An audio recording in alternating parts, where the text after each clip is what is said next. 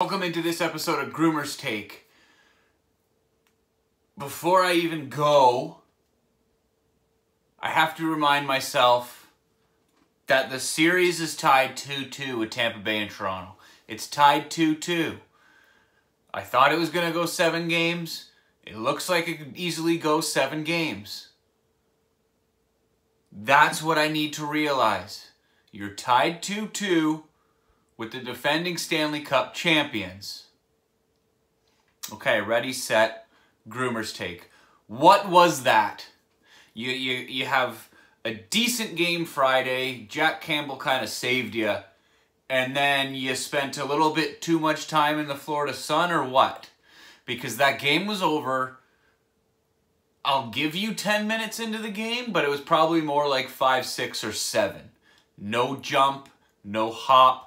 No urgency, no aggression, sloppy passes, sloppy puck handling, everything just was terrible. Now, man, I hate dumping on guys, but Justin Holl starts the game. He didn't play the first 2 games, and then all of a sudden he's on the ice to start the game with that kind of crowd. And I heard the question after the game to Sheldon Keefe, why did you start your worst defenseman? Tough question to ask, but it's an absolute fact.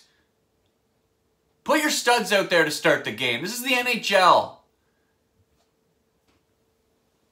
Nylander not hustling. Wow, that was difficult. But I mean, that's what he does.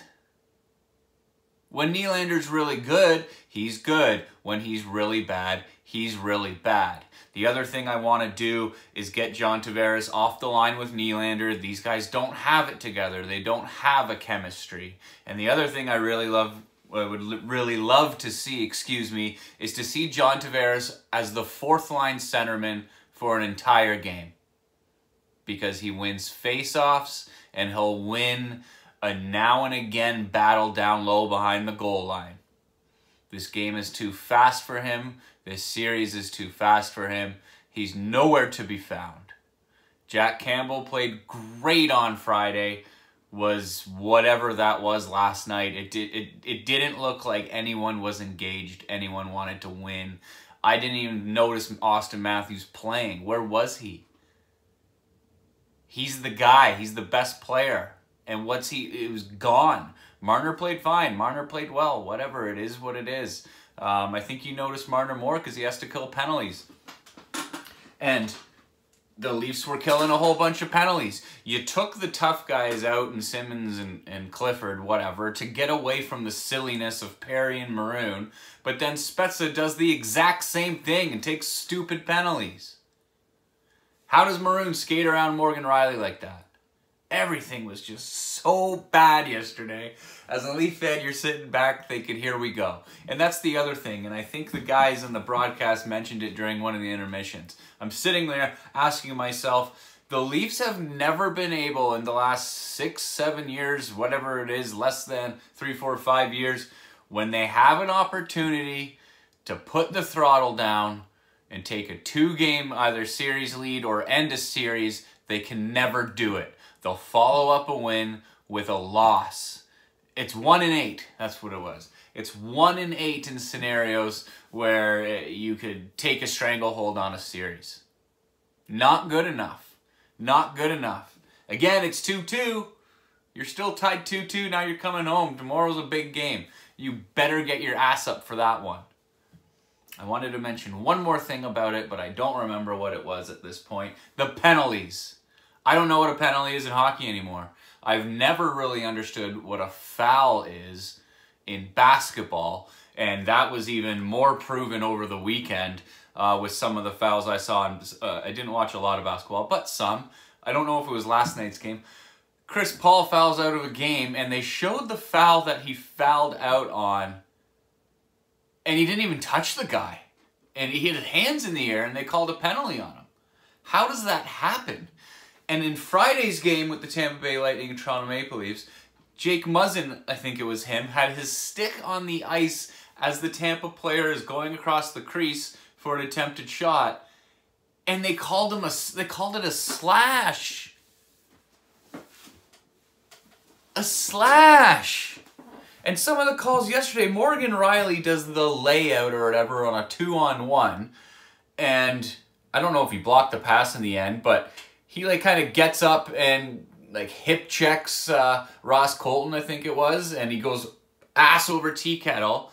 It could look kind of dangerous. That's not a penalty. Wasn't called a penalty. And then Victor Hedman makes a Victor Hedman play on a 2-on-1 and lays out and blocks the pass for Marner. And then Marner tries to jump over a laid out Hedman and doesn't jump high enough and trips over him. And they gave Hedman a penalty. So if the refs are calling a game based on what they've been asked to call, then you can't totally blame them. You got to blame the person that says this is what a penalty is and this is how I want you to call it. But it's awful for sports. I tweeted out the other day, yes, I tweeted something. All 4 North American sports, major sports, are being ruined by officiating. MLB, NHL, NFL, and NBA. The MLB umpires go at players. Did you see the Madison Bumgarner one? I'm totally off the road here now. I'm just going. They have to check your stupid hand now to make sure there's no sticky substance on it. So Bumgarner throws a strike on the outside corner and then puts it there again, maybe to the same batter or the next guy, I don't know, and it's called a ball. So first it's called a strike, and then it's called a ball, and then someone hits a bomb off him, so he's a little pissed off. The inning ends, he says something towards the unplayed umpire, but now they have this whole different umpire who stands there and says, let me check your hand. And I heard this first on the radio, and I thought, do I even want to watch this? But unfortunately, I did today.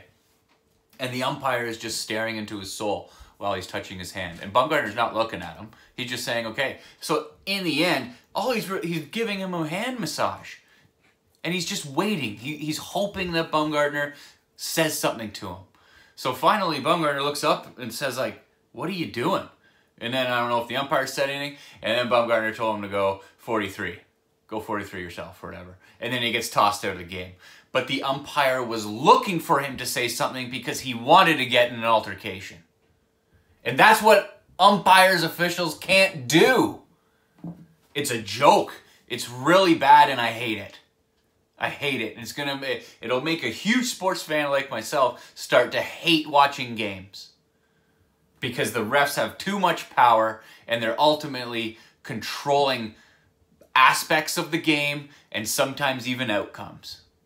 It can't happen. It shouldn't happen. It's got to stop. Groomer's take. Game 5 tomorrow, huge game. Toronto, let's go. I want to see Clifford in and see what happens. I don't think Spets is going to do anything for you. And I want to see Hall. I don't care. I don't care if it's Hall or Liljegren, but I mean, you don't start Hall. I still can't figure that out. I don't understand that. And if the Leafs end up losing this series, I'm going to use all this episode time on this one stupid thing. You can't, like, you're going to fire Key for Dubas or Shanny? Firing those guys, I mean, is a new GM going to come in and magically make that $11 million to John Tavares disappear? No, it's still going to be there forever and ever and ever until it's over. And then it's still going to haunt the Leafs forever and ever and ever. So I don't know. But last night was just awful. Every single aspect, it was awful. But I can't wait for tomorrow's game. Should be a good one. Moving on. Hey, speaking of like just getting things wrong, how about my predictions in these series in the NHL? Wrong, wrong, wrong, wrong, wrong. I mean, Boston. Like, Boston, 5-2 now. Didn't watch any of that game, missed it all. But just looking at some certain highlights, their best players step up. Brad Marchand steps up when they need it. And he scores goals. And they take the lead. And they tie a series.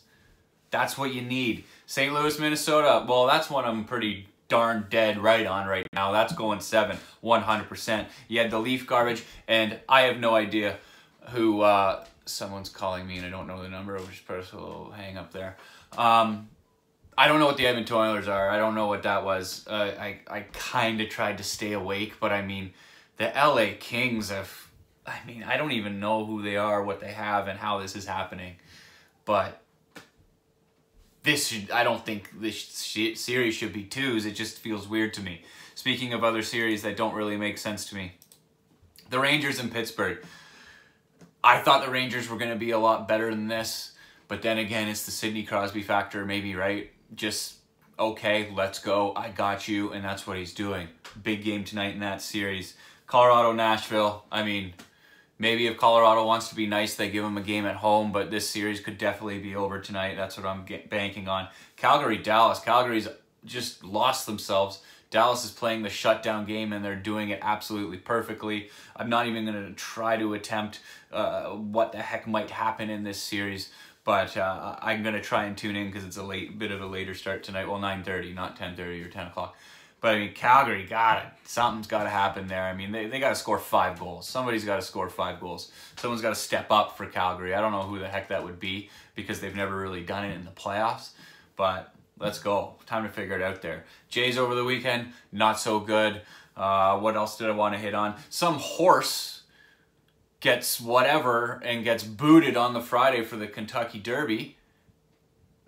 And they call a guy and say, hey, you want to go? And of course it's like, hell yeah, I want to go. All right, yeah, cool, man, you're racing. You got the worst pole lane or whatever it's called. He's on the very outside. It's one of the worst because then you got to cut into the middle without getting in the way of anybody.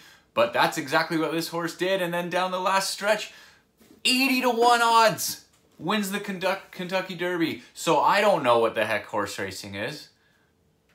What the heck does this tell you about horse racing? If some horse just gets called and a trainer and a jockey get called on a Friday, say, hey, you want to race in one of the biggest races of the year? Okay, yeah, sure. And then you win it at 80-1.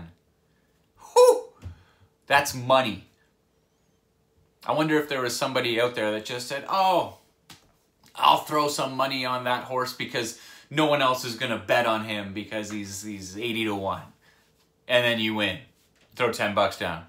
Whatever, right? Ah, man, that's crazy. And last but not least, the fight. Oh boy, I'm not a UFC guy. I used to be a lot more of a UFC guy. But some dude kicked another dude straight up in the jaw, and it's one of the most vicious knockouts I've ever seen in my life. I couldn't believe it. All right, I gotta fly. Groomer's Take. See ya, bye-bye.